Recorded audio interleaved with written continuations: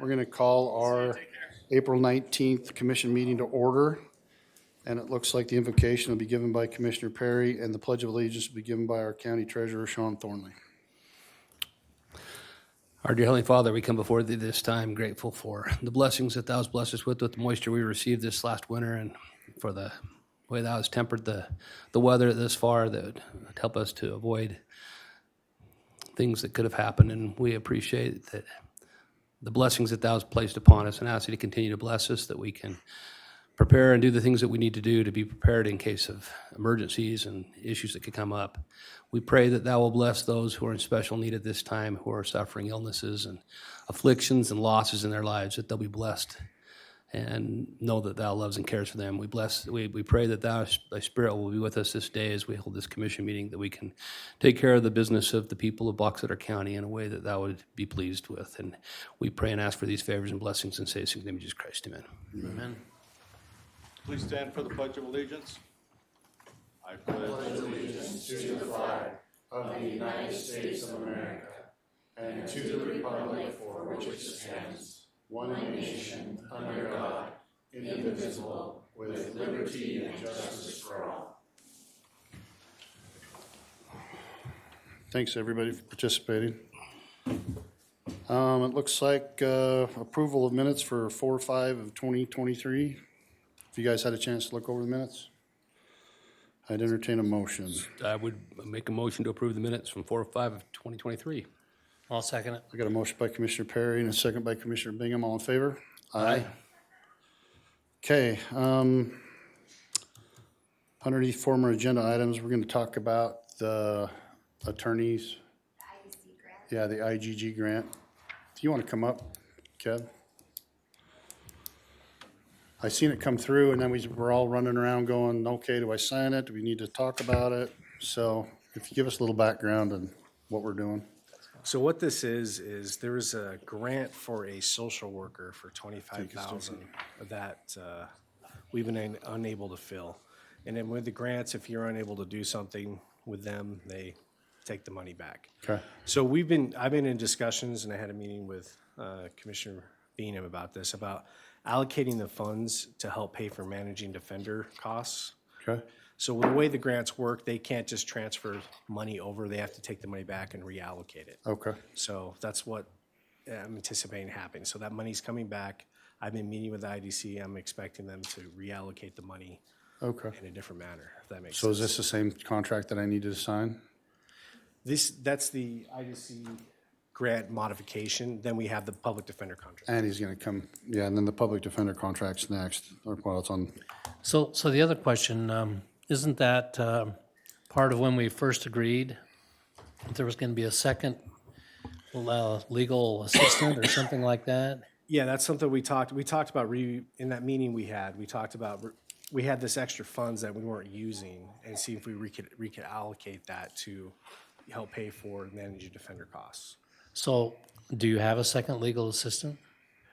We haven't changed anything with legal assistance. So we have Mim, who is the legal assistant over the public defenders. She's been there for 8-9 years doing that job. So we haven't changed her position. I think the confusion was that we get a grant for $30,000 for her job. Okay. And I think in our negotiations, somehow it brought in that money would be used to help offset the combining of Cache County Box Elder funds. And in our discussions with IDC, that we can't just take her money, we can't take that money and reallocate that. They would have to take it, and just like they're doing with the social worker. So they're taking that money back and then going to reallocate it to fulfill the things that we talked about in that meeting. So how does that, I know when we had that meeting with Andy and I on that Zoom meeting that we talked about, you mentioned that you figured that we had enough funds to solve the issues, the needs that we had without asking for more funds. Right. If we get the grant money back to us, yes. That's how, like, what happens if we don't? If we, then we're going to have to renegotiate some things. You expect for me to ask these two guys for more money? No, they don't look like they I want to know, hand out I any know more how money. that's gonna work, yeah. Ask away. I'm let's put it this way. I can't tell you for sure that we're going to get the money. I met with the IDC director yesterday, and he told me to everybody take a deep breath. We're working on it, and Okay. we're going to get the money. So that's exactly what was told me. And then we also have the new grant year coming. May 7th is when we apply for the grant for the following year. So all this is happening at the At the same same time? So it's a fiscal year, so it starts July 1? Yeah. So we've already taken a motion on this a while ago, so Yeah, quite a while ago. Yeah. So you're okay if you want to make a Reallocate it, motion yeah, to go that's what I ahead was and saying. approve to send the money back and to authorize you to sign? okay. Did you get that? Is it a new contract? It's not, it's It's just the old one. Didn't know if I need to give you a new number. That's the one you sent me in the Yeah. mail. It's the grant modification. They're saying they're taking the money back because the position wasn't filled. So I entertain a motion. I'll make a motion that we approve the grant modification for the Indigent Defense Fund And the reallocation. and the reallocation, yes. I'll second it. I got a motion by Commissioner Bingham, second by Commissioner Perry. All in favor? Aye. Hey, while you're here, before we get to everything else, you're down on 1152. Do you want to do that? Yeah, if we could, that'd be That way great. you can go home? Thank you.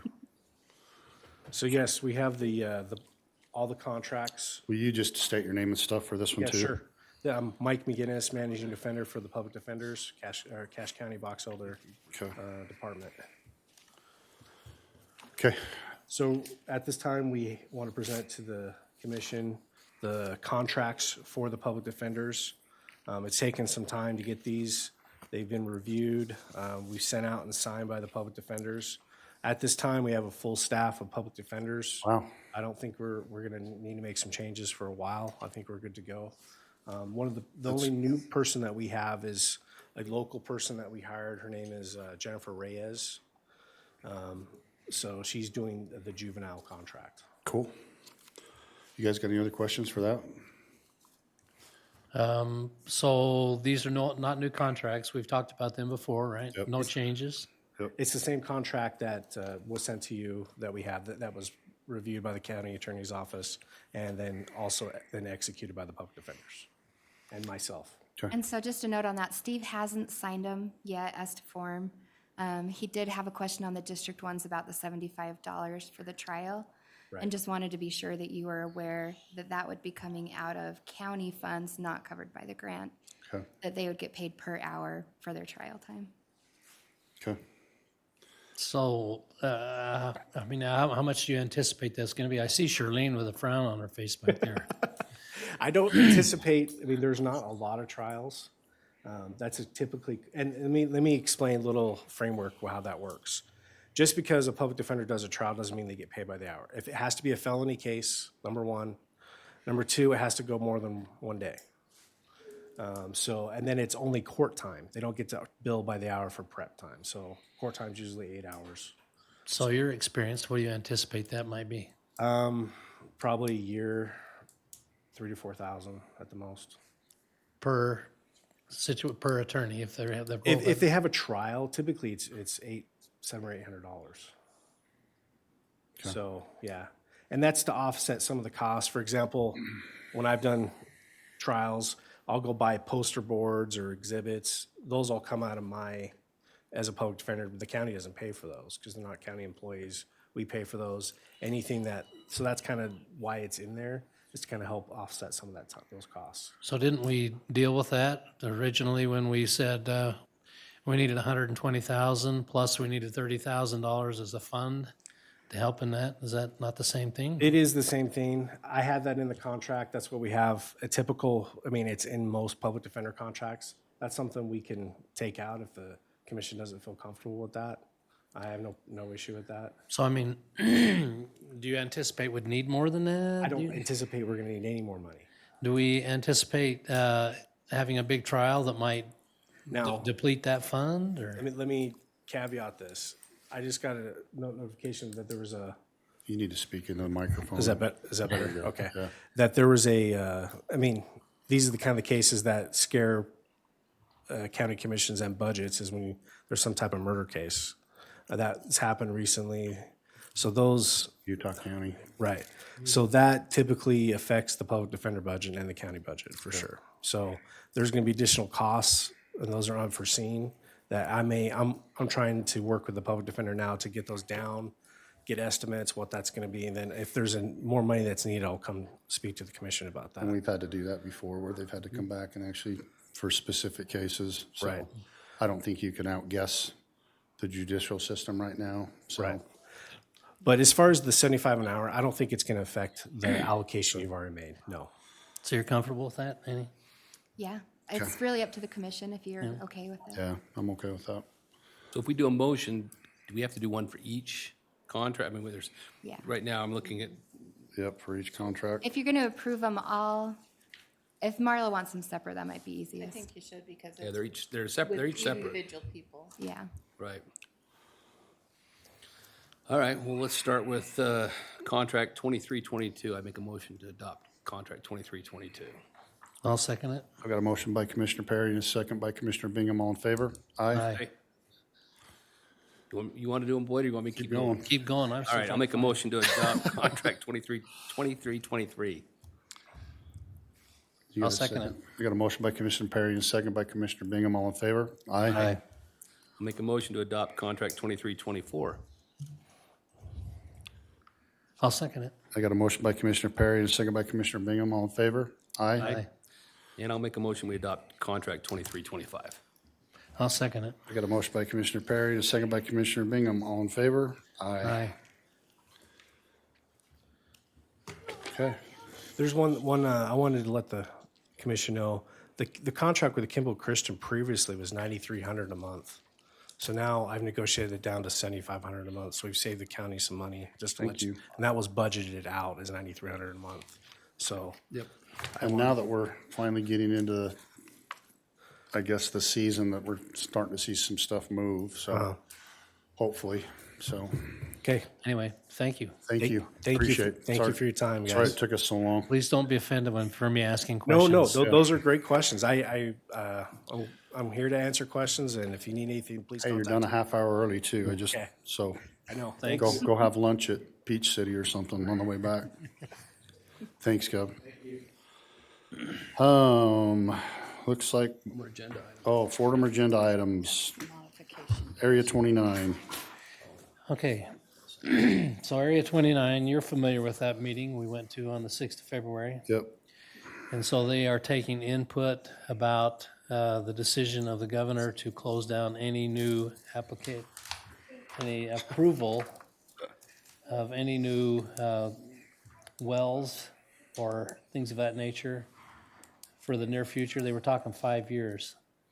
And what they asked everybody at that meeting was they wanted input from everybody.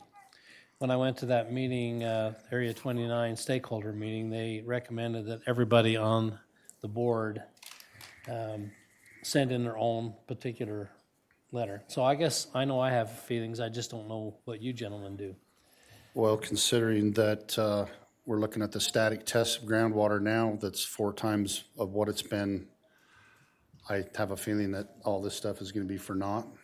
It might be. I wouldn't mind putting a letter together and having the commission sign it. I don't have a problem with that, with Area 29, to say that we would So- like to do something like that, but we just can't take a motion now, but we can talk about it and put it on the agenda for future, so on. So I mean, they didn't have a closing date. They anticipated it ought to be somewhere around the 1st of May. But one of the concerns I have is I don't really like a blank this or a blank that. That's what I told Will at that meeting. You know, why don't they view them individually and actually do some research about what's good's going to come out of it, and the cost, and view them individually and either approve them or not approve them based on their merits. Well, and like I said, they didn't have any mitigation standards, even though they said that that was gonna be one of the parts of people being able to get that, would to be mitigation. So when I asked what the mitigation was, they said, we don't know. So that's my concern. Well, they think there will be mitigation standards, and they think it'll be shares of the Bearville Canal Company, Yeah, which would raise havoc with that organization as well. Okay. Commissioner, are you willing to put together a letter for the May 3rd meeting that we can? Sure. So I'd propose that we can't make a motion, but Can't make a I motion. think what I would do is Just- have you do that, and we'll put on the May 3rd agenda that we'll be looking at some sort of a letter to. If you want to work with Chrissy and Annie to, Who's the letter go to, so we can put it as a. It's the State water rights. engineer, Teresa, something. Can't remember. long name I can't Or it pronounce. starts with a W, Yeah, Worstenstiger, something like that. Yeah, if we could do that and then send it out to you, gentlemen, and if you like it or dislike it or add or subtract, whatever, so that we can be Sounds united on it. Sounds good. Okay, anything else under former agenda items?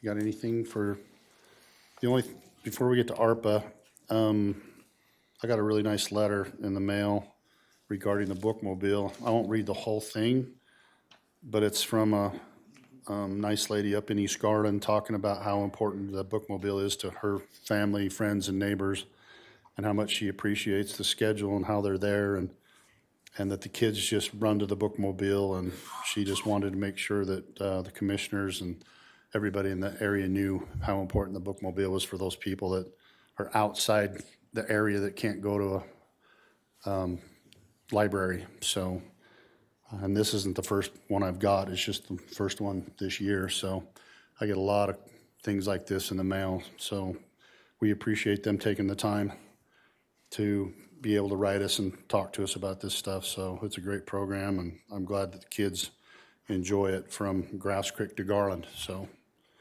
just let you know. Thank you. Okay, ARPA. Yay, Commissioners, as you're well aware, we're constantly trying to find employees and retain the employees, more importantly, keep our employees working here in Box Elder County. We have a lot of great employees in Box Elder County who do like to work for Box Elder County, but sometimes their family situation puts them in a situation where they have to look maybe somewhere else, financially, other things.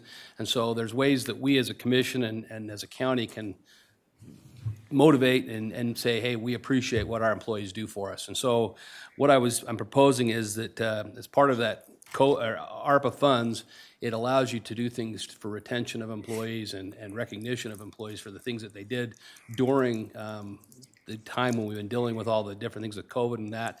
So I'd like to put $50,000, that ARPA fund, aside for retention and recognition programs for our county employees moving forward here. Is that going to be per year, or would you like to? At this point, we'll put the 50,000 to see with our employees how it goes Okay. at this point, because ARPA funds are. Because I think we have till 2024 to sustain the rest of it, to actually have. Yeah. So let's see how it goes this first year. So we could put it in a 2-year plan to see if it works and if it's And then if it helping us. And works- so maybe do a 50,000 this year and 50,000 next year to work out with our employees. I think that'd be As a good. way of retention and recognition of our employees is what I would propose. So Okay, that would be my motion. okay. I'll second it. I've got a motion by Commissioner, I almost said Commissioner Bingham. Motion by Commissioner Perry, second by Commissioner Bingham. All in favor? Aye. Aye. Okay. Thanks for your work on that. Second item, as I mentioned, we've been meeting, we met with the mayors, Box Elder County Mayors Association. And part of something that's been going on in the county is working with public safety. And I know Kevin here can talk, Kevin, our fire marshal, can talk about this. There's been some issues, and we've been looking at fire service within Box Elder County. And you have various different departments that work in fire departments from one end of the county to the other. Specifically right here along the mountainside, so from Plymouth down to South Willard and out toward Tremont, and all those fire departments quite often have MOUs and working agreements and try to work together as much as they can. But things have changed over the years. Even in my time in public safety, I saw a lot of things change. So Brigham City did a master plan for their own fire department. And as they got looking at it, they said, maybe there's something we ought to be studying. And I think as a county commissioner who's responsible to work with the fire districts and the fire folks in our county, it would be beneficial for us as a county to work with all of our cities and all of our mayors and all these fire departments that we have specifically in that area to find out how we can, again, retain firefighters. And this is not to hire full-time or anything like that. This is to retain even our volunteer firemen, to hope maybe motivate more people to get into the fire and EMS services voluntarily, and then figure out how to work those boundaries across with each other. So as they serve and provide the services, for example, Tremont provides services in Elwood for that area. Willard provides services for us in the county over in South Willard. The Central Box Elder Fire District covers Honeyville, Bear River, Corinne. So we have lots of different moving parts here in the fire service. So Brigham brought together and put this out. Brigham City actually put together a working group, and they put out some bids. And they got 3 bids back from 3 different companies based on to try and get some good data and information for us to figure out what needs to happen in our fire service in Box Elder County. And originally, when Brigham City put it together, they had 10 cities listed, and we've added a few extra cities and talked with this company. And we met again with the mayors and the fire chiefs, and we graded all of these proposals that were sent in by 3 different companies. And there was some real, for lack of a better word, 2 of the companies had some straight, very boilerplate language that basically said, yeah, we can do whatever you want from your RFP, but they really didn't expand and say what it is they could do any more than that. But there was one company that came out, was called AP Triton.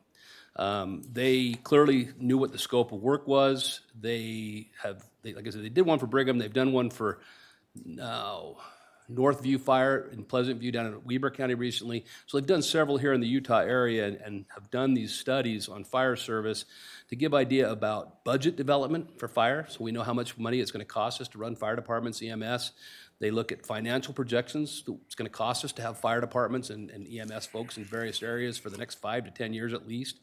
How much it's going to cost to run your fire departments and have those people work there, and any other tax-related impacts. And having serving now where Commissioner Bingham served at the Central Fire District, we know the cost that goes on with providing those services throughout various areas. And having that in mind, we met, like I said, with all the mayors, and I felt like a good use of our ARPA funds to benefit the widest variety of our county was to fund this study. And so as we came back with the 3 best, the middle project or the group that we would want to fund is this AP Triton. We would hire them to do this scope of services, to do this fire study for the county, and it would be invaluable to not only us, but all of these cities that have fire departments would gain information on this. And the bid came in at $86,873. So my proposal or my motion would be that we authorize $86,873 for this proposal to use AP Triton to do this study to assist our county and all of our cities in this fire study. And the only thing else I was going to add to that was the 911 capabilities to see what the 911 with the rooftops. And that's actually one of the things in here that they would actually, they'll be interviewing our dispatch center, and I asked them about that. They're going to clarify so that they'll be able to tell us what does the dispatch center part of the fire response cost. And so that will be one of the breakdowns in this study that will help us to know so we can share with all of our partners in the fire and EMS services what those costs are, that because dispatch is not free, we know that. It costs us to operate that dispatch center, and then it costs us every time we send these firemen out on any kind of a call. And then it helps us break this down, and we'll kind of see, for instance, I'll just give you an example, is Honeyville sometimes gets called on our freeway for people driving through that get in a crash that are not Honeyville residents. And that's Box Elder Central Fire District is who's the one that gets called out there. So then we have to say, okay, how much is that costing us to assist people who are not from our county that we're getting Well, and called? that's what I think Corinne said, that 80% of their call outs are for people that aren't in Corinne. So basically, people are getting lost out wherever, getting wrecks on the freeway and stuff. And I don't know if Kevin has any, if you have any, Kevin came from a fire district, and this isn't to say we're going to create a fire district in Box Elder County. We have one right now, not to say we're going to do this. This is to give us good, valid information, similar to what we did when we joined in forces with Bear River on the Bear River study with all those other groups. In this case, we would be the group helping sponsor it for all of our cities in our county to do that study. Just a quick question. In this study, are they going to talk about, how can I say this in a nice way, turf wars? That's why I suggested that we put this forward and do it as an ARPA grant, an ARPA fund. Is the county runs this, because I think at Brigham City, and this is no offense, I appreciate Brigham doing a lot of the legwork on this, but I think if Brigham City runs this and is in charge of this, it's going to feel like a turf war. I think from talking to the mayors and the fire chiefs from the various agencies, if we did this as Box Elder County, that we're going to help alleviate some of those turf wars, and this will help get good data and information so that we can hopefully calm those turf wars, as you call them, or whatever. I think that's the benefit we get out of this is because all these firemen work together. I mean, if you put them out there, they have each other's back. So now by getting some good information, it'll help us as policymakers make sure that they can work together and that we don't have quote unquote turf wars. Scott, can we put that addendum to our general plan when this is finished? Since the county's paying for it, we can put an addendum in our general plan for that, right? Okay. Okay. So that's, like I said, again, that's my motion would be to fund this study. So I was going to say one more question. I mean, Corinne actually is not part of the Central Box Elder County Fire District. They originally were invited, and I think they was there for a little while, and then they changed and wanted to be on their own. That's what I'm saying. Well, I think they found out that our fire district wasn't funded. So that's why they went out on their own, so they could actually have a tax and do rooftop tax and stuff, so. Anyway, I will second the motion. Okay. I've got a motion by Commissioner Perry and a second by Commissioner Bingham. All in favor? Aye. Aye. Okay. We're down to Mark Millett.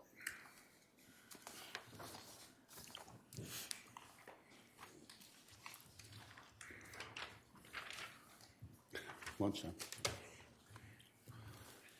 Just state your name. Morning, Mark Millett, Emergency Manager. I just need a signature from the commission and approval on a distribution of some state funds. Legislature allocated $5 million for helping with the flood fight throughout the state. We, in a kind of a quick turnaround, applied for $74,000 for equipment between the county and Brigham City. And I just need a signature that acknowledges this award from the State Division of Emergency Management. Okay. I entertain a motion. I'd make a motion that we approve signature on the flood mitigation grant funding from the state DEM. I'll second it. Got a motion by Commissioner Perry, second by Commissioner Bingham. All in favor? Aye. Thank you. Thanks, bud. Hey, Mark, so when you said Boxer Creek, are we talking the same place we looked at the other day? It's running water now. Where it was dry the other day, and oh wow. Okay. First time in 4 or 5 years, I said? That I've seen. And I know our fire guys helped. You said clean up a lot of that, so it's running a lot smoother. Okay. Now, we did learn in the commission meeting yesterday with Jim Buchanan's historical knowledge, the water that you and I saw when we was up there is actually siphoned, taken Into a out of the different, into a creek different and drainage. it's drained into what they call Maple Springs. It goes right into the Manaway Reservoir. So that's why we was seeing water above, but Higher. nothing Below. where we was at, because it left us kind of scratching our head. Yeah, that EMC, the Emergency Management Committee, was good information for us. Yeah. Thank So you. is this the agreement for the grant then? It's just the acknowledgement. The acknowledgement. For the award. I didn't know if I need to sign it a number or not to find it later. You can sign that and just send it to me. We won't be having another agreement. Okay, then I'm gonna assign that one a number. Okay, yeah, and then just email it to me and I'll send it back to them. Cameron, come on down. You're next. If you've got something, I think he's got a presentation. PowerPoint presentation. Have you got what do they call those? A little thumb drive? Yes. You're gonna think that I can figure out how to run this. Okay, we'll try it. Let's hope that we Let's see if we can. can figure it out here. It's right in the main. Okay. I might mess up your No, agenda you're fine. here. Actually, if you do that, you're good. You can sit down and tell us your name and where you're from and what you're doing here. Okay. Well, there it is. Okay. So which, the presentation? then? Presentation? Box Elder County presentation. Let's The do. the Which one one do you that's want? highlighted? Actually, The top one? neither or- of those look like mine. Okay. Let's see, go to folder. Let's see. Yeah. I'll If you hit down on this PC, Yeah, I'm thinking that's what we're looking for. and And maybe, Let's see. no? Nope, you're not. Local, no? Let's see there. You can start. There okay. it goes. It must not have been typed. Okay. Yeah, that looks like it. Okay. Well, thank you for inviting me. My name is Cameron Francis, and I am with Beehive Broadband. I'm the CEO of Beehive, And I'm happy to be here today and happy to give our county commissioners and everyone here in the audience a little update on the projects that we have going on in Box Elder County. Pleased to be here. So I thought I'd give you a little overview of the company, just for those of you that aren't familiar with Beehive. We've got, I guess, go down 2 slides, Commissioner Perry. Thank you. You just tell me when to move. Okay. We've got approximately 50 employees and many, many contractors that we use. We have operations in both Utah and Nevada, and our headquarters are in kind of North Tooele County in Lake Point. And if you haven't been to Lake Point, I think it's been a truck stop for a lot of years. It's a little more than that now. So it's a great place to be. Next slide. We are celebrating our 60-year anniversary as a company this year. We were founded by Arthur Brothers, and he passed away at the age of 86 in 2016. We were originally known as Silver Beehive because, of course, Nevada is the Silver State and Utah is the Beehive State. We just go by Beehive now. We have approximately 2,000 miles of Beehive-owned fiber, telecommunications cable, broadband fiber that we've deployed. We've got about 27 tower sites. 14 of those are on mountaintops, which are really interesting to get to and maintain. Promontory Point, we have one of those towers up there on Promontory Point is Beehive, so we have a nice tower up there. Our technicians drive about 1 million miles a year, and we go through about 36,000 gallons of fuel a year. So we cover a lot of territory. Next, a little bit about our customer experience. We have a 4-star rating on Google and a 4-star rating on Facebook. That's not bad for an internet service provider. That's pretty good. And I think our average, if you're interested, we do about 1 support call where we send a truck out for one about every 20 customers during the course of a year. Gets a truck rolled out to their house. A little bit about our service area. Next slide. So these are the counties that we serve in Utah. We don't serve every resident in all of these counties, but we have some level of service. And you can see, of course, Box Elder is here. We serve a lot of urban communities. Next slide. You can see Brigham City and Tremont. I guess I can call those urban areas in Utah. A lot of communities in Utah. Next slide. We also serve a lot of rural communities in Utah. You can see here places like Grouse Creek. We have fiber broadband internet in Grouse Creek. Yes, we do. I mean, it's... Got that before we had cell service. Yes. You go out to visit Grouse Creek, and it's amazing that a company's taken fiber optic lines out there. Of course, also Lynn and Lucin. We serve the airport out there. Park Valley, Rosette, Snowville. But So what a lot about Ibapaw? we serve in Ibapaw. In fact, every resident in Ibapaw has fiber internet. We finished that build last year. And so really a great thing. We serve a lot of rural communities, as you can see. The folks here in Box Elder County, they're kind of our people. You know, we're used to serving these kind of communities. So go ahead. We do serve 2 counties in Nevada, Elko and White Pine County. And these are the communities in Nevada, next slide, that we serve there, just out of interest. So what I'm here to talk about today, next slide, is we are building 11 new communities in Box Elder County in the next 12 to 24 months. Don't look too close to the map because I didn't highlight Snowville or Marble Hill, but I think everybody else is on there. These are the 11 communities: Snowville, Bothwell, Marble Hill, Thatcher, Penrose, Bear River, City, Elwood, Manaway, Howell, Willard, and South Willard. And we are actively working on these communities. As you can imagine, in our business, when taking internet out to rural communities is kind of an expensive thing to do. It takes a lot of capital. And so, next slide, where did some of the funds come from for these projects? Various locations, but I think probably the largest contributor of funds was a Utah State Broadband Center grant. And those recipients were awarded last year, were announced last year. And you can see there was a total pool of $10 million in that grant pool. And at Beehive, we worked really closely with Bragg and with county government to submit applications, and we're grateful for those partnerships and that working relationship that we have. But as you look over the award recipients here, the Navajo Tribal Utility, All West, who I'm not sure where they're building. Centricom, All West is building in Croydon, Centricom is building in Goshen, Utah South Valley Electric, and Beehive Broadband. $5.8 million out of that $10 million grant fund is coming to Box Elder County. So that is a really big win for the county. Really phenomenal, really amazing. So we had a little press event back in March of last year with the governor and his staff. Commissioner Summers was there, and the other commissioners at the time were there. It was a great little press event up in Manaway, very enjoyable. Since then, we've done a few other things. This next slide, we did a community event in Snowville. That's me with Mayor Scott there. And we had a barbecue for all the residents of Snowville. Commissioner Summers was there. It was an enjoyable evening. A little bit hot, I remember, but nice. A lot of people came, very enjoyable. Also last summer, we did a little tour of our build-out in Bothwell with Lieutenant Governor Deidre Henderson. Commissioner Summers was there. We visited with our crews who were installing lines. And this was all, I think, kind of associated or part of, go ahead to the next slide, the events that were going on that summer in August here in the county.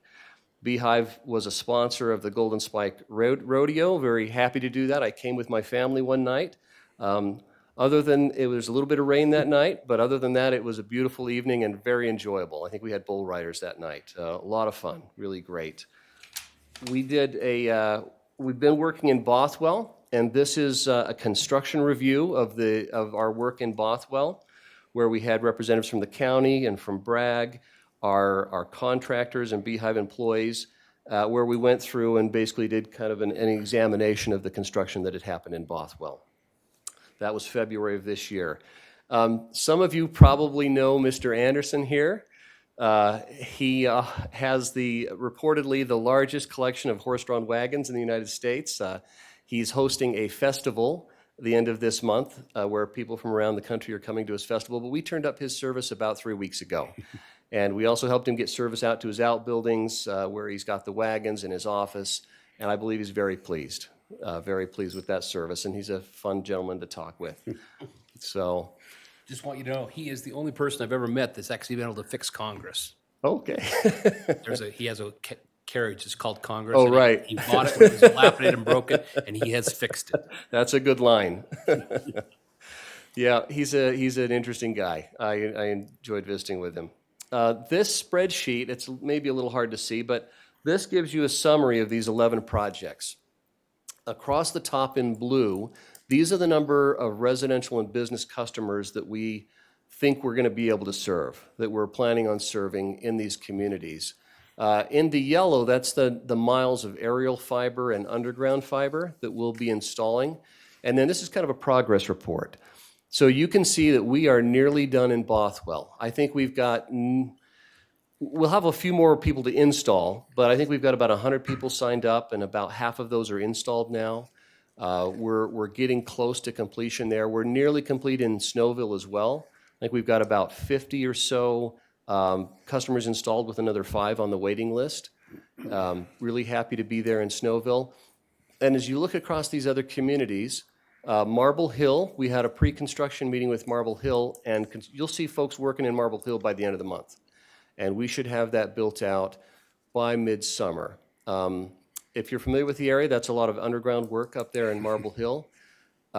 Also, if you look at this chart, we are nearly complete, virtually complete with our pre-engineering and field engineering work. The topics here, this is what we go through when we're building out a community. And we're nearly complete on our permitting for these communities. A lot of hard work went into that. Permitting with Rocky Mountain Power and canal companies and others.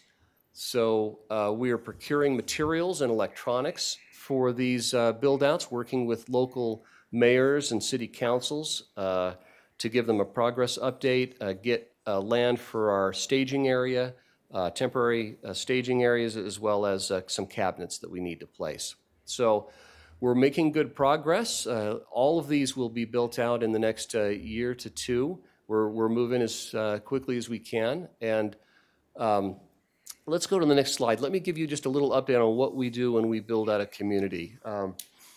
We have a series of things that we use to kind of advertise the service. Postcards, letters, informative brochures, door hangers. In fact, on the door hangers, we'd love to send folks around in these communities with a little advertisement that goes on the door.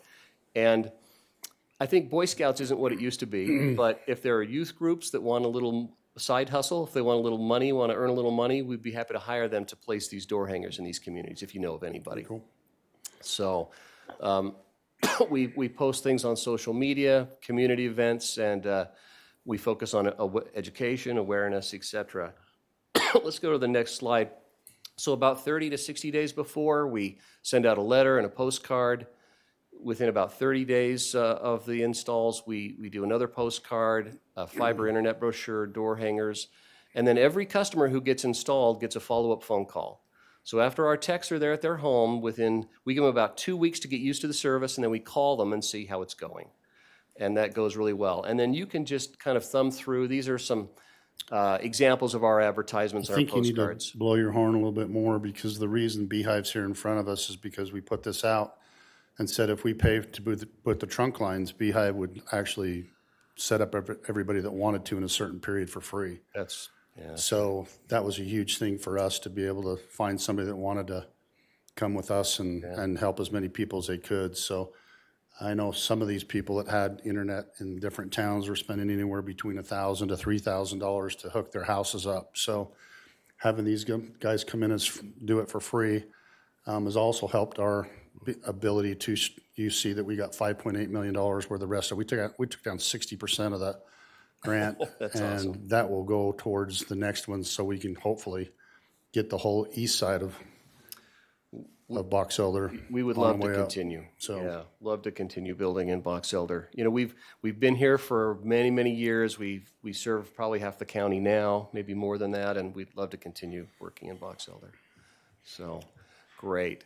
And I think I mentioned the follow-up calls in the newsletters. So that's really my update today. Well, and to see how far you've come, I can remember being out in Grouse Creek and picking up a phone line and hearing static.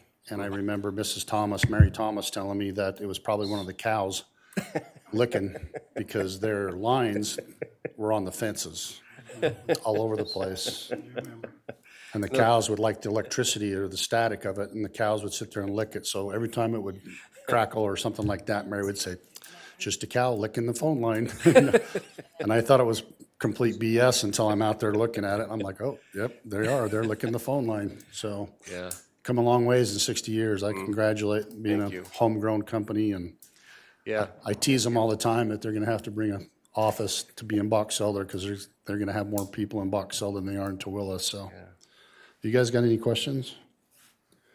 So you said that you have more communities in the county that you're going to work with? How do you go about doing that? So, right, besides the 11 that we're working on now, we have done preliminary designs for several others. Those, I off the top of my head, Honeyville, maybe Deweyville. I don't Harper know if we- Ward. What's that? Harper Ward. Yeah, and I don't know if we did Corinne, or we've done several. We've done several, and there are some public funds, federal funds, that are coming. The program's called BEAD, and it will be through another state grant program like we participated in this last time. But we'll need to get all those designs done, all those estimates done, work with the county and Bragg to submit applications for those funds to continue building. So we expect I hate to throw out numbers, but I think Utah's probably going to get about $200 million in federal dollars, maybe more, for telecommunications and broadband. And we hope to grab as much of that as we can for Box Elder County. And the reason we got so far is because the CARES Act money with President Trump, they had some money left over. And we contacted the state, because they were actually going to send it back. And I said, over my dead body. And so we were able to get the main lines ran from Tremont to the Idaho border on 15 and 84, which made it so much easier for these guys to just come pull off the main lines. So that's why we were so far ahead of anybody else that put in. So we've already had most of the trunk lines ran, and now we just have to pull off the freeway, which makes it. And another shout out for Bothwell is that we kind of forgot about Bothwell, and I live there. So we actually had to go put in for a CBDG grant that we were able to pull off of another part of the federal government that we get every year. And we got about 490,000. I think that's right. And then the county matched it with some ARPA funds for another. And that's how we got it off the freeway, so. Okay, Yeah, great. no more Thank you. questions? Good? All right. Thank you for coming up. We appreciate that. Yeah, I appreciate the invitation. Thank you. Maybe in another year, we'll have you back. Okay. Okay? Give you another progress report. Okay, thanks, Cameron. Cameron, do you spell with a C or a K? See. Okay. It looks like we're down to Carrie Johnson. Oh, you guys stood up and read the thing. That's good. Come on up and state your name, sit down, where you're from. My name is Carrie Johnson. And Sharon Johnson. We live here in town, 117 North, 1000 East. We have the easement that runs behind us, and we're interested in, I guess, acquiring that property. As we've looked into it, the portion, I guess, that's split in two directly behind us is owned by the county. And Here's a map of our home, and I've circled the piece of property that the county owns. Right there, there's a picture of it right there. It's split down the middle, so the backside is owned by someone else, and you guys own the property that I have the arrow pointed to. It was originally owned by Brigham City, and in 1992, they split the alleyway in half and gave that portion to the property owners. In 2005, the property owners defaulted on their taxes, and so it went to the county. The county took that, and I have that documentation right here if you want that. And so we are just requesting, asking if we can have that piece of property back so that we can maintain it, so we can push our backyard into there and take care of, you can see there's someone has been doing work back there that we can take care of that, fix the irrigation system, and make it look nice. We're So- gonna probably have to put it through We surplus have to send it, do we property. send it, yeah, surplus, we need to go through the planning commission, planning, Well, we need to have it evaluated probably by, Right. I'm not sure who would evaluate it. Scott, would you guys do that, or would we send it to do we send planning it? commission? We'll send, Somebody needs to evaluate and verify everything they're saying, not that we Okay. doubt it. Well, I, just so you know, I did a little homework on this before the meeting, and I actually did talk to our recorder, and everything they're telling you is 100% what the recorder talked with me earlier about it, and everything she just told us is, according to our county recorder, is 100% correct. That basically we ended up with this property back as a default off of it, in Is there a fact, somebody to pay specific taxes. proposal? I mean, are you guys offering to buy the property, or are you wanting it just transferred to you? What's the proposal, I guess? I'm asking that you guys transfer it back to us like the city did originally in 1992. And I guess I look at it and you understand that if we transfer it back, that may increase your property taxes slight, okay. I mean, that would be the one thing I said is, yeah, it really doesn't do us any good to own this little teeny piece of property as a county. And if it we was take it, then originally- we're paying taxes And it was on it, originally so. intended to be there, and then you would be paying the property taxes on that property if we were to. and Brigham City and Tremont did this, 20, 30 years ago, where they basically did away with alleyways, and they did this on subdivisions that were already on the books. They gave half to each landowner, and so, yeah, I think. So I guess probably with that in mind, it needs to be put on the surplus property, start Yeah. going through that process. If Okay. that's what you're. So the reason the county has it's because the owner defaulted on the taxes? Is that- Yeah, in 2005, the property owner, it was $162 is what I have.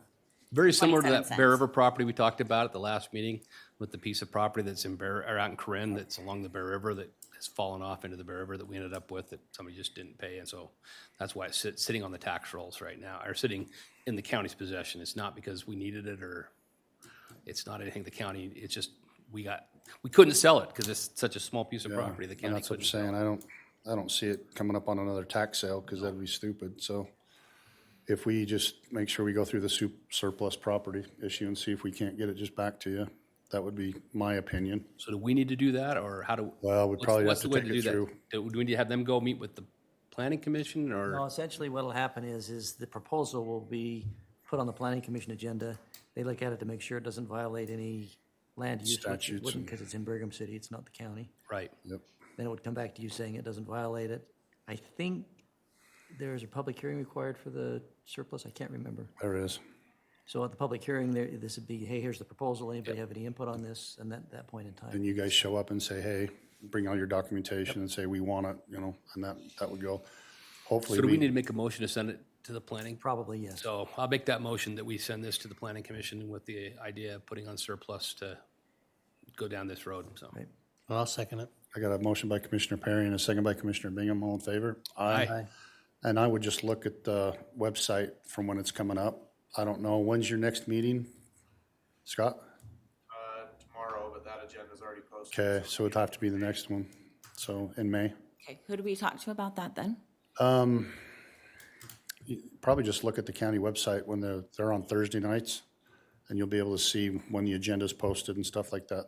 Okay, and you said Well- the planning commission? Planning Scott, Commission. can you get with their information, and that way we could just make sure they know when it is and And get them again, on that keep agenda? in mind, the planning commission isn't looking at it to say, is this a good idea or a bad idea? All they're doing is saying, does this violate anything? It's not violating Yeah, anything. so they really wouldn't have to go to that. You don't have to meeting. go to that meeting unless you want to, because it's just basically, is there anything that this is violating? Unless you're thinking that maybe one of your neighbors wants it or something like that, so, But that would be for the public hearing, that wouldn't be the planning commission. yeah. My understanding was that you either want to get this property, or want us to come clean it up, is my understanding. Yes. Yeah. And I understood that, yeah, so that's good. And I can see why. Yep. Okay, Do you need the paperwork back? So Yes, you'll have it please, for your if you don't files? need it. Okay, that way you'll have it, you can put it together as a Thank you so file. much. Okay, thank you. Thanks for coming. Attorney's office. Guess you're up next.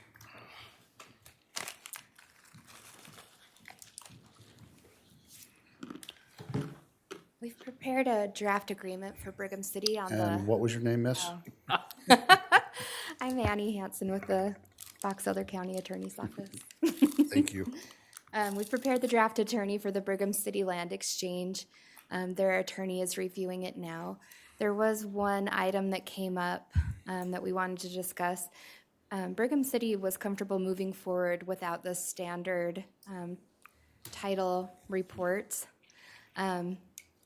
But we weren't sure if the commission was comfortable with that. It is something that we do as standard practice. It kind of covers the county to make sure there's nothing attached to the land or that could cause issues later.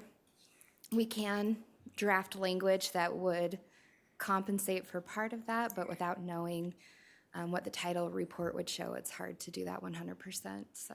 Well, that's how come we found out we had that other little piece in the front of that, was doing a title search when we were buying that other building. So that's just the part we need so we can move forward to finalize the agreement and bring it back. They're okay to move forward without it. We'd like to have your opinion on I it. think I'd be okay to move forward pending that. So as soon as we got it, I think we could. It is a small, I don't know how big the parcels are. It's They're like, not big, it's the fire, where the fire building is, and then the small corner. parcel next door yeah, to the So north. I don't know what Brigham City's thinking. They may be thinking it's just a small parcel, they don't care, but there could be something on there that we don't know Yep. about, It's, we're saddled with. we need to have that. yeah, I mean, I would say to make a motion pending that, and then we can go forward after that's happened. Is it that urgent? Could we just take care of it in May? Yeah, and you can actually just wait, you don't need to make a motion today. If we have that consensus, I'll move forward with them to adjust the agreement, and then we'll get it rescheduled for the May commission, and that way we can just move forward with it. Sounds good. Okay. Thanks.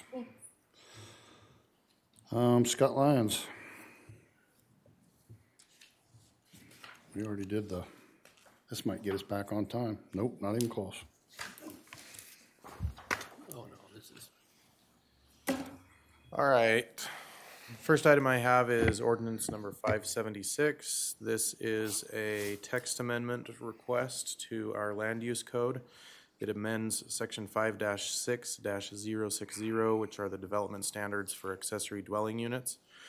The exhibits show what is amended there. It just affects the height. So currently, it states that the maximum height for an accessory dwelling unit or interior accessory dwelling unit is limited to 1 story. And the new proposal is that the maximum height for accessory dwelling units or interior accessory dwelling units shall be no taller in elevation than the roof of the primary structure. This went to the Planning Commission at their March meeting, and they held a public hearing. They reviewed the language, and they forwarded a recommendation of approval. From staff perspective, I think it would clear up some issues as well where we see, a common accessory dwelling unit we see is either over a garage or inside of a barn, like a pole barn type unit. Okay. And often those structures are more than one story, but it's only using one story of that. And ultimately, as long as it's not, some giant structure behind the towering over the home, then the planning commission found that there was no issue, and it kind of cleared up some of the situations we currently run into. So, Okay, you guys got any questions? So you're saying then that the accessory dwelling unit couldn't be any taller than the highest point of the home? Is that what you're saying? correct, yeah, so that yeah, just how it reads. The current roof of the primary structure, that would be the maximum height for the accessory dwelling unit as well. Okay. Entertain a motion. I'll make a motion that we approve ordinance number 576, text amendment for ADU height. I'll second it. I got a motion by Commissioner Bingham, second by Commissioner Perry. All in favor? Aye. Thurgood subdivision. Yes, so the next one I have is the Thurgood subdivision. This is a 2-lot subdivision located at 11041 west and 12800 north. Lot 1 already has an existing home on it. The lot 2 does not. It's being split off from Is that my area? Yeah, you tell me. 12800 and 10800. Okay, Yeah. So just off the corner of 12800 and 10800. that's my grandparents' old farm. So the total parcel is much larger than that. It was originally like 11 acres. 40 acres or something like that, I 80 think. acres is the original parcel. Okay. Anyway, the remainder is about 30 acres, and then these two 5.5 acre parcels are what is being split off of that total parcel. So it's been reviewed by all applicable departments, comes with a recommendation of approval, and yeah, that's where it's at. You guys got any questions? I'd entertain a motion. Make a motion to approve the Thurgood subdivision. I'll second it. Got a motion by Commissioner Perry, second by Commissioner Bingham. All in favor? Aye.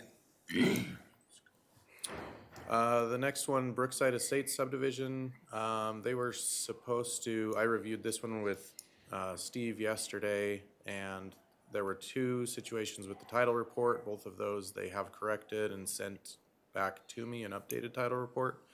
They were supposed to bring in the plat this morning. I haven't seen it. So I'm fine with either Table. pushing it to May 3rd, or if you want to approve it without the plat, and we can put all the signatures on it after the fact, whatever you guys are all comfortable with. I don't mind doing it now. I'm just waiting for, Are you comfortable with that? Yeah, we looked at it yesterday, and if they've got those things resolved, it should. Okay. I'd entertain a motion pending plat review. Okay, I will make a motion to approve the Brookside Estates subdivision, Phase 5, conditional on the plat review, So the plat's been reviewed. It would just be them providing the plat Providing. to us. For Okay. signature. providing the plat to us, okay. I'll make a second, but before I do that, I want to ask a question. Okay, I look at this and got Bear River Canal next there. As they go to build this subdivision, is somebody gonna, because of all the things we're dealing with this year, is somebody gonna talk to these landowners as we do this and make sure that these people understand where they're building? And I'm hoping they're not gonna build basements right next to the Bear River Canal. Yeah, so the previous phases of that subdivision, Right. a geotechnical report was required to be provided as part of that. Okay. And those have been in for, let's see, I think the first one was approved in 2016. Okay, So they've been in place for about 6 years now, and we Right. haven't run into any issues. So, We just I don't don't, want, we my don't want concern is another I've had East this happen, Garland. and I've already had county residents call me this year. that they've had their homes for 15 years and never had a problem, and now all of a sudden, and they're sitting right next to a flood retention pond, and then, Yeah. or something like that. And that's why I want to make, I just don't think it's wise for us to approve these, and then, 10 years later, the person comes back and says, well, I got a test, and it was done during a drought, and now all of a sudden, we have a year like this year, and it's like my basement's full of water. Yeah. Is it your fault for allowing us to do this? Just as long as I know it's not going to be, that somebody's not going to blame the county for approving this. Yeah, I don't think there's ever a guarantee, Yeah. but the purpose of us requiring the developer to provide a geotechnical study is then you have a professional engineer that stamps that study. Okay. And in theory, the primary liability would go back on that engineer, Okay, so. I'll second it then. So I have one more question. Does county code require a development in the county to have a surface water drainage system installed?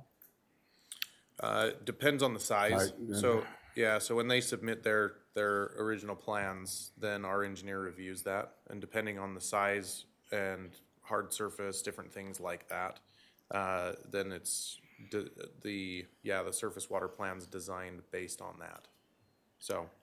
So do they take into consideration, I don't know what's next to this. Do they take into consideration there might be open fields next to it that might drain in that direction, or? Yeah, You do? yeah, they look at all that. Okay. And we talked about doing something in code about some of these things, about making, their bottoms or basements or whatever level with the road next to them.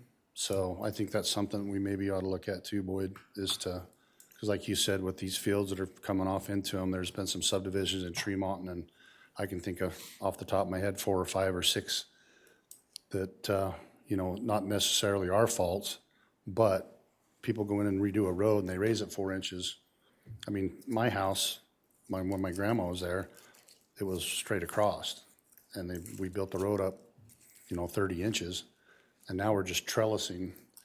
The water used to just run across, and now we're just doing trellises, and it's pushing all the water back. So I honestly think that maybe we should look at something like that, kind of like we did with putting it on their plots, whether they're next to an ag park or an industrial park, or what the speed limit is in front of their house, giving them a warning to say, you might, or not might, but you're going to want your 6 inches or 8 inches. I wish Darren was here, because he was saying that they used to do that in some of the places he was at. They wanted 6 inches above what the road was to be able to start their foundation, so. Yeah. So, the other problem is probably the developer probably hasn't owned the property very long. So, yeah, so this one, this particular one, phase 2 is just north of these lots. And as part of phase 2, there's a big field north of that on the opposite side of the street.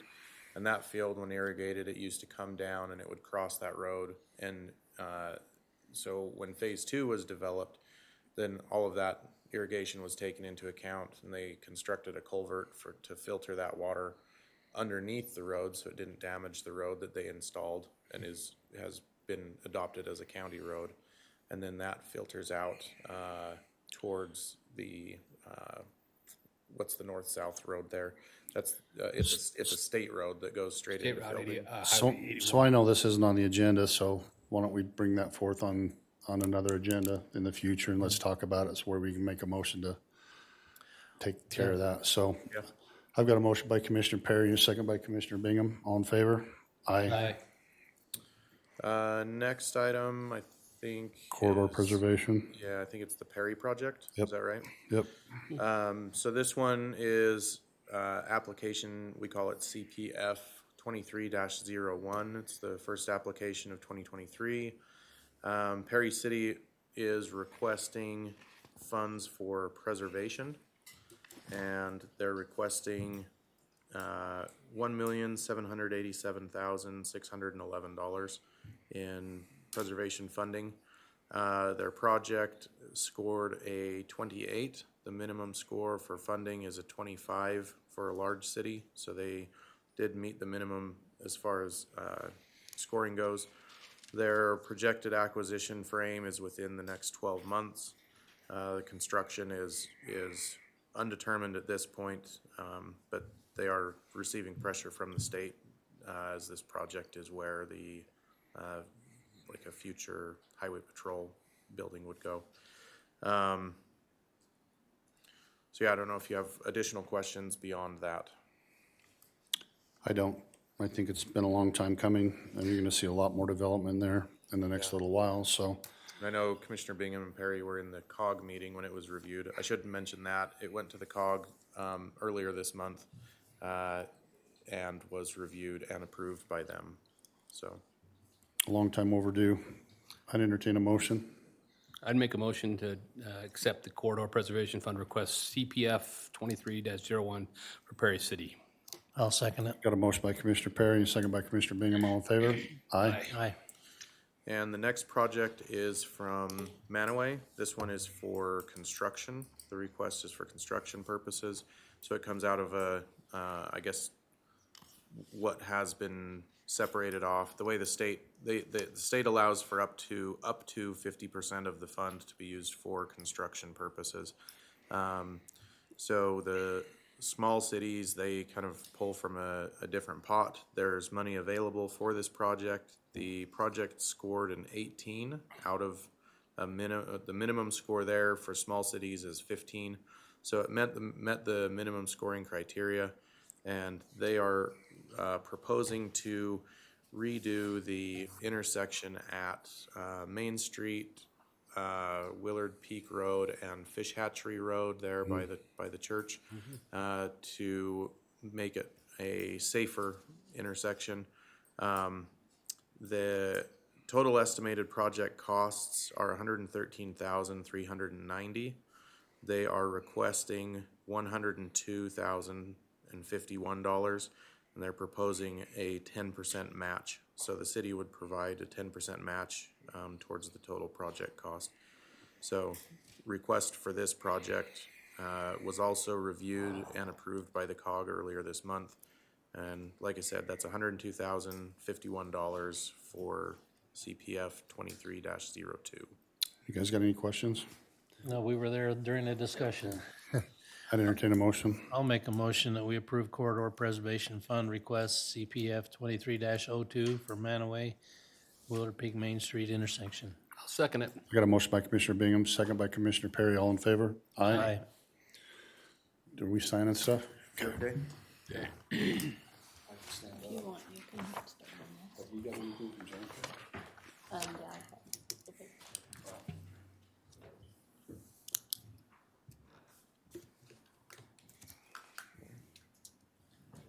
Is this the only one? Yeah, because the other one wasn't there, right? Yeah. Apparently they didn't give you a location to attest.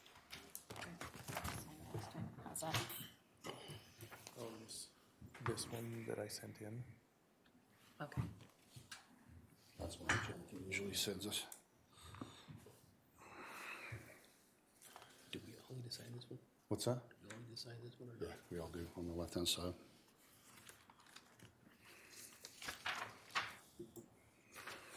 You never did say.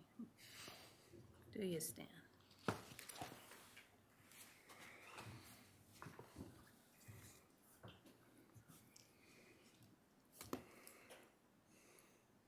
Not sure where to put it.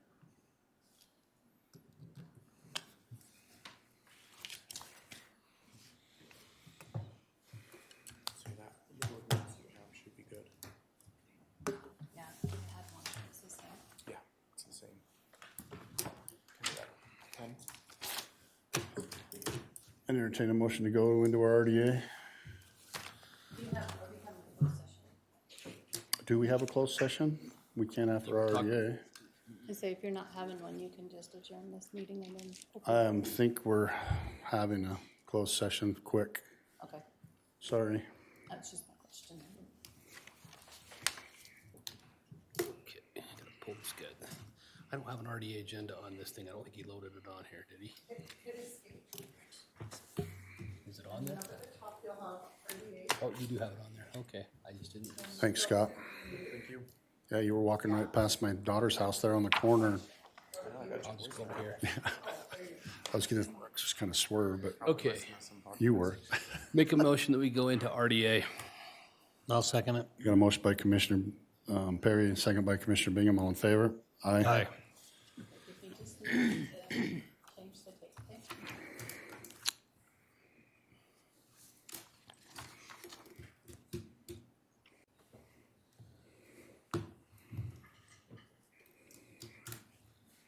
You ready? Almost. Okay.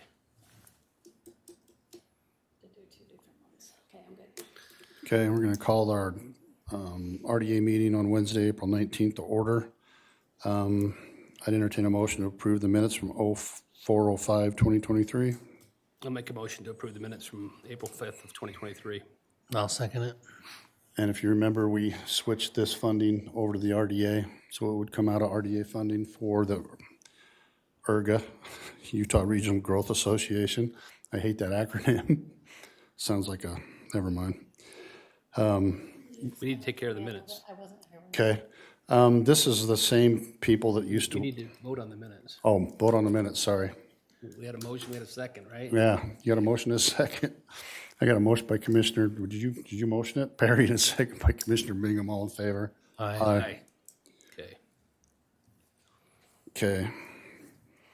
So the one pager came out yesterday early morning of what they did, or what they have done, what they are doing, and what the future needs are. You have a copy of the contract somewhere?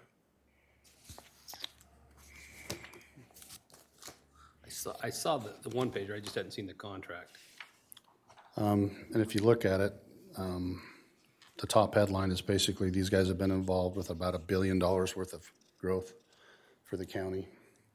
They've helped us out from everything from ARPA funds to the latest things that were going on with Nucor and P&G and another thing that I can't say what it is right now, but they've been instrumental in helping us do projects with solar farms and all the stuff to keep us going. So what does the agreement do? You want to tell us what this agreement, I mean, just so we have an. This is basically just giving them the next year to be able to work like they have been doing through UAC. It's just that they've split off from UAC, which is the Utah Association of Counties. They were employed by them through the state, and they've decided UAC's not going to do the regional growth program anymore. So these guys decided to go out on their own and just do the regional growth program with themselves. So, and there's probably 6 or 7 counties that are going with them. So is this who Sean works for? No, Sean's for Bragg. Okay. Yeah, the Bear Association of Governments. So I guess I'm not terribly familiar with URGA. So exactly what is it they do and what does it cost? They sent you one pager yesterday morning, and I think it's $60 for a year. They basically do everything for economic development that we used to have a full-time employee for. So when it comes to doing the RDA matches and everything like that, that they've been able to help us go through the state, and the state requires us to do certain things in these areas. One thing about them, even when we were doing the solar panel stuff, they were able to negotiate with the solar panels that they would actually pay their fee, and so nothing came out of Box Elder at all. So they're pretty bright. Stuart's done probably 500 of these in his time here in Utah. He used to work for Salt Lake County. And then Patrick has been a part of the Sorensen Impact from the U. And anything, some of the one, if you go back and look at the one pagers and stuff like that, Patrick was actually the one that wrote the stuff for the Trump administration for the, I can't remember what the name of it was, but the opportunity zones throughout the entire nation. So So if somebody wants to be involved, say you talked about Procter & Gamble, so they approach URGA, they approach us. you Yep. you send them off to URGA, Yep. and then they, And they've done an amazing job to help the school districts and other taxing entities. And I think, if I read that right yesterday, when they sent out the one pager, they said that the things that they have done will be worth $30 million to the taxing entities when everything's done. So in the future, like when the RDAs come off, so 30, it's kind of a different thing for different places, because solar panels are all personal property, and I'd have to go into But they'd be glad to come up and talk to you about everything that's going on, so. So the RDA then gives you, what, tax incentives and things of that nature? Yeah, or whatever's available. You know, like I said, like the solar panels was all personal property. And if we didn't have it into an RDA, we could not actually get anything from it. And Bear Lake area did a solar panel and didn't put it into an RDA. So they were not able to capture any of that growth or any of the taxes off of that. So hopefully that won't happen again in our area. But these are the kind of people who stay up on things that are going through the legislation. As county attorney, have you reviewed the contract? And he did. And he did? And so we could get out of it. What I was reading in there, I mean, if for some reason we said, hey, we're not getting the services, we could break it with a 30-day notice, correct? Yep. At any given time during that year. And then once a year we have, so this would, if we were approved it, we'd be for 1 year, still with that option. At anywhere along the line, we could give a 30-day notice, say we're done, whatever the case is. So there's that. And another question I got is, so can you explain the difference between what they're doing and what Sean Milne's doing for Bragg that we just approved last meeting? Yeah, Sean is basically doing everything for 3 counties. He'll be doing stuff with the SB 95 that we have. And he's more focused on the quality growth part of this, where we'll be looking at different things and different issues through all 3 counties. I don't think he would let things happen, you know, up through Bear Lake that happened with that. And he's been in charge enough to know what's going on. But these guys are going to work hand in hand when projects come together. Like I said, we sat through last Friday with a project that could be coming to Tremont and Garland of about 1.2 million square feet of distribution space. So that's another thing that, you know, like I said, if they all come underneath an assumed name, we all go put things together. We're number 1 of 2 now on that distribution place. They are also talking with the Inland Port.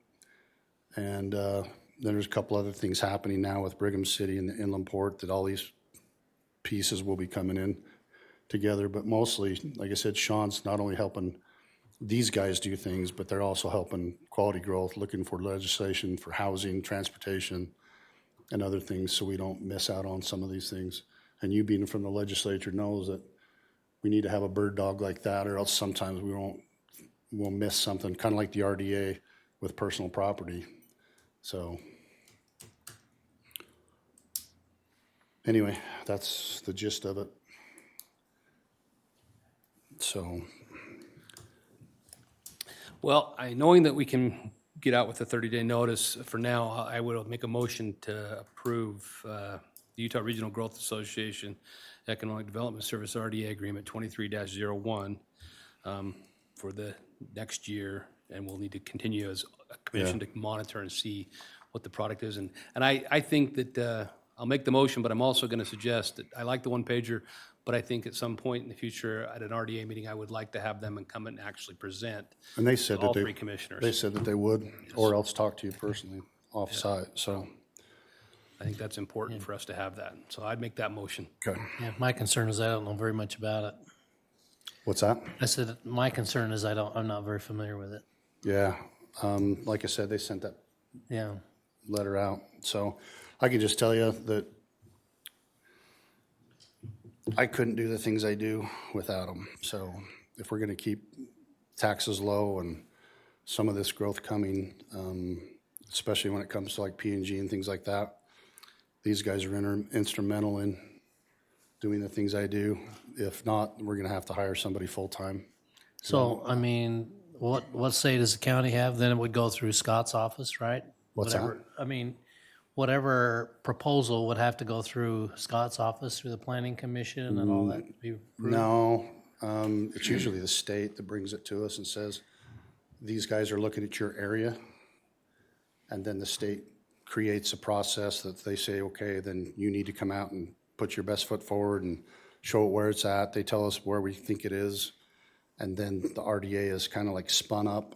And so we can see if it's in a taxing zone, if it's in a place where we want it, if it's in a place where they're, and then they go towards it and take this one up in Tremont and Garland's been going on for about 6 months. and then they come back and say, yes, we want to do it, no, we don't want to do it. The good thing about being with the inland port is that I don't have to go beg to the other taxing entities.